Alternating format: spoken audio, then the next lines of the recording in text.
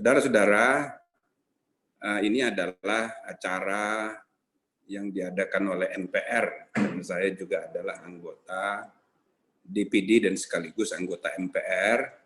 Maka dalam rangka sosialisasi 4 pilar, khususnya pilar MPR yang berkenaan dengan NKRI, hari ini kita bicarakan khusus, tapi dengan judul agak keren ini, agak supaya menarik ya, NKRI versus khilafah.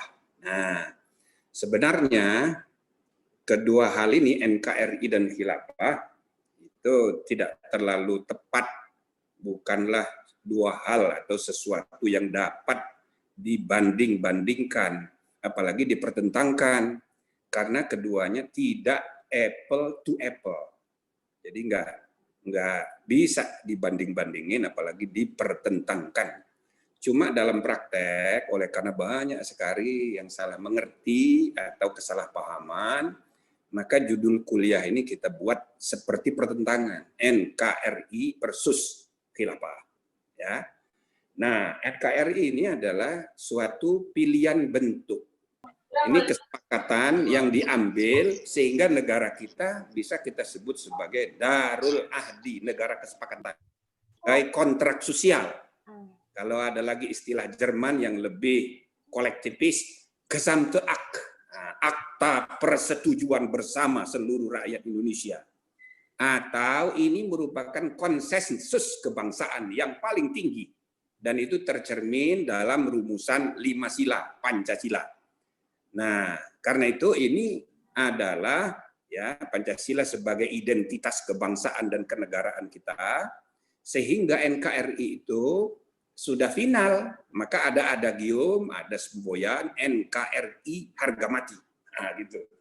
Saking finalnya bahkan di dalam pasal 37 Undang-Undang Dasar 45 sebagai ketentuan mengenai tata cara perubahan Undang-Undang Dasar, khusus di pasal 37 ayat 5 dipertegas. Nah, kalimatnya jelas di ayat 5 itu ya.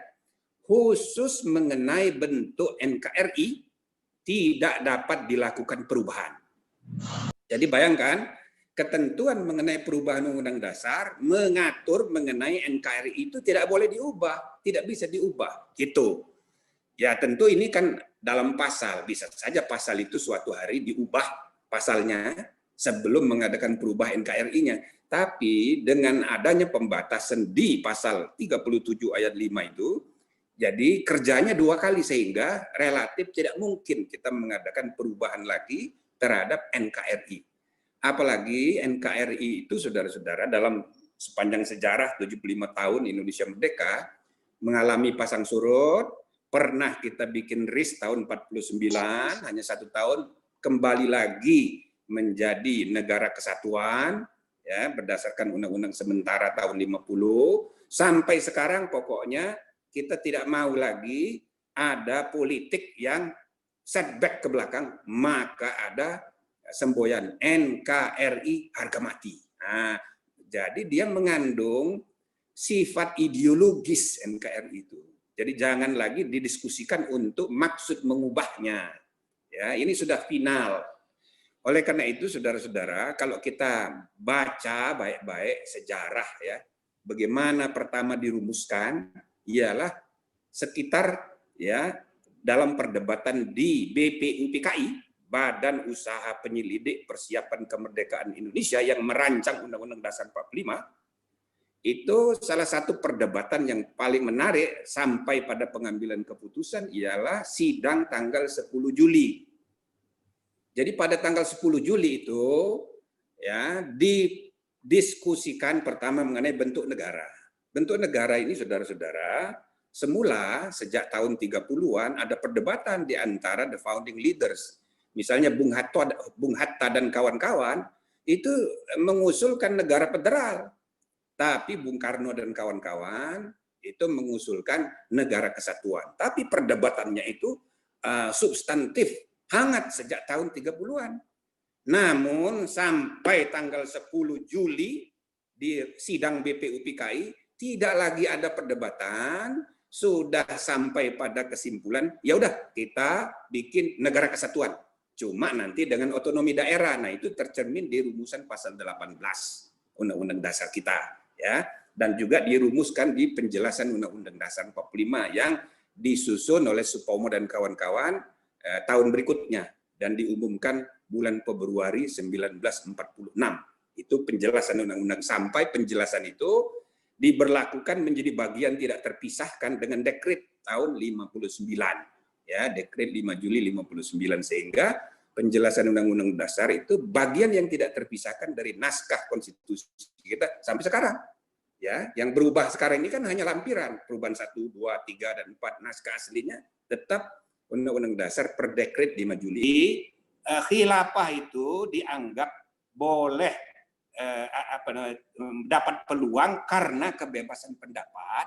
Iya benar, tapi kita ada problem juga dengan ya level of civilization, level derajat ya peradaban, tingkat peradaban.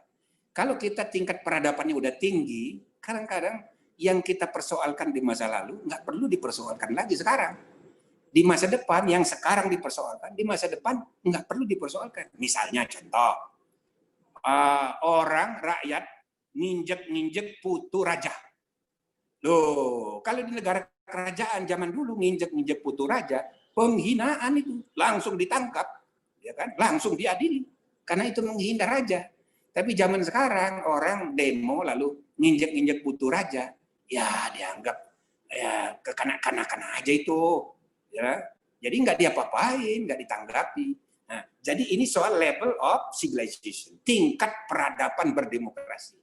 Orang pun kalau misalnya mengkritik, nah itu juga menyangkut soal level of civilization, peradaban. Kalau peradabannya masih rendah, ngeritiknya itu caci maki pribadi, keluarganya dikutak-kutik, itu.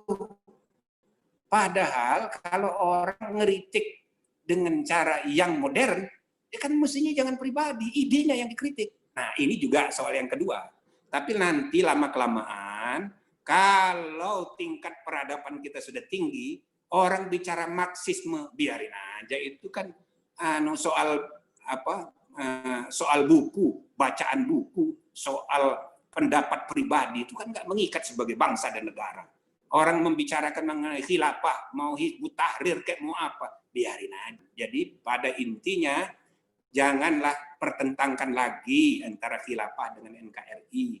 Kita harus tunduk setia pada kesepakatan final NKRI. Kita buatlah NKRI ini menjadi maju semaju-majunya, sehingga dia berperan seperti seolah-olah khilafah Indonesia berdasarkan Pancasila dan Undang-Undang Dasar 45.